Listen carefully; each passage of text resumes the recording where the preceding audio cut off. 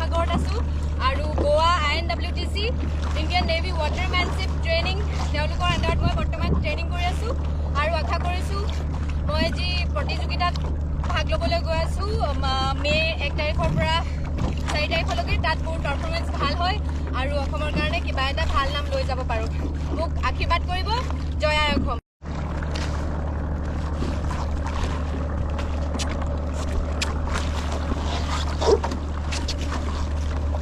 নমস্কাৰ, জয় আই অসম।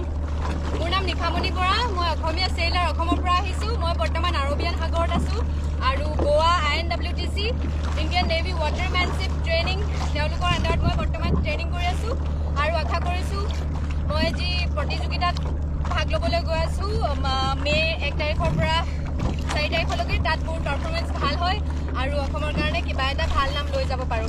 মোক আশীৰ্বাদ কৰিব। জয় আই অসম।